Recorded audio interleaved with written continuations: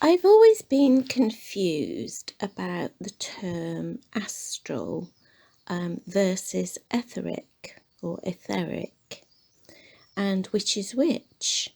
So lately I have just come across some few snippets and bits and bobs, and I think I might have pinned it down, at least for myself. So I'm going to talk about that just now.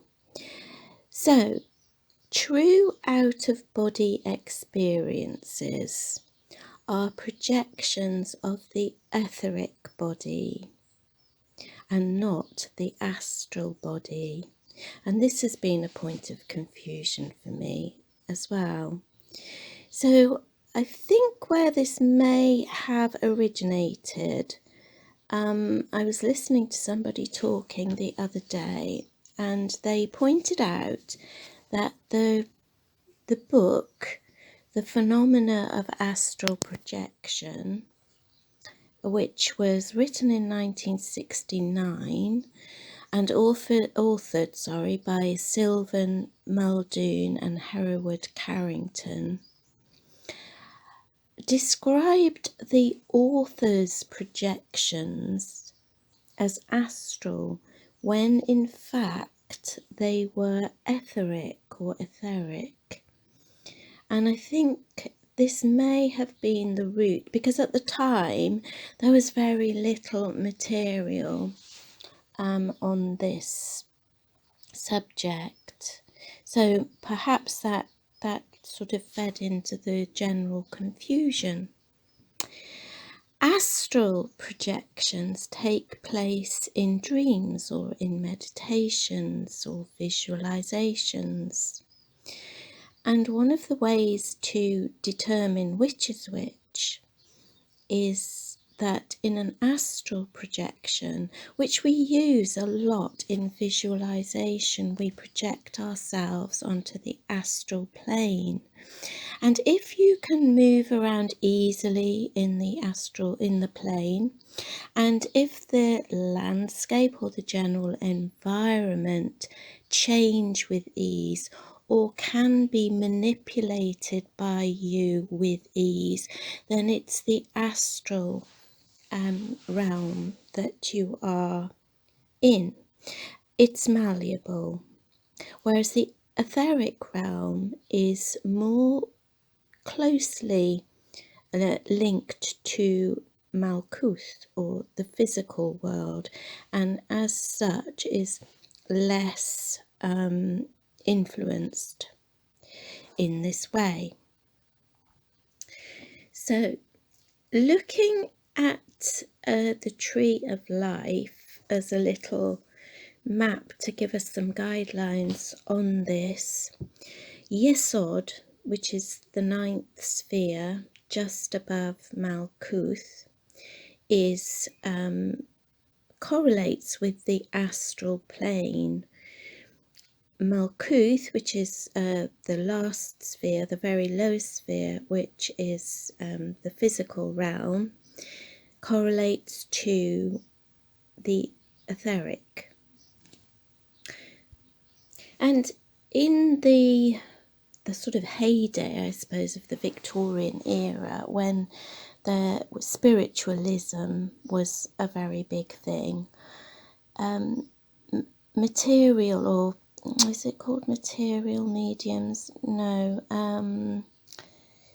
Physical mediums would produce ectoplasm, and Dion Fortune describes ectoplasm as an extrusion of the etheric body, which led me to thinking about the experience of people when they see a double or a doppelganger almost of somebody.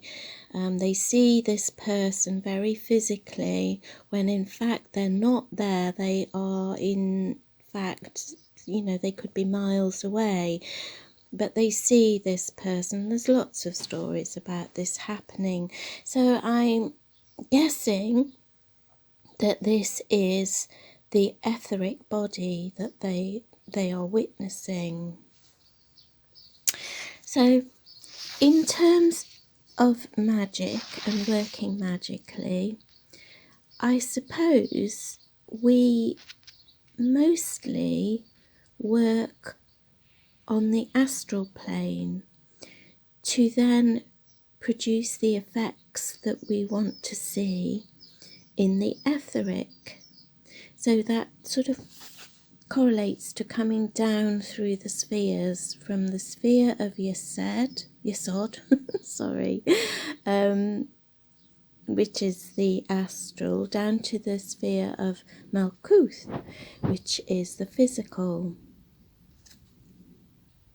Certainly in terms of Western occultism, everything is the vast and infinite mind of God, and within this mind of God there are many and varying levels of consciousness.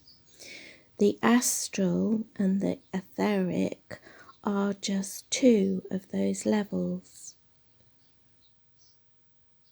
So although this sheds some light at least on the differences between these two bodies, it is a lot more complex than that, obviously, because the levels of consciousness that are spoken of divide up themselves into levels within levels and so on, but that's for another subject entirely.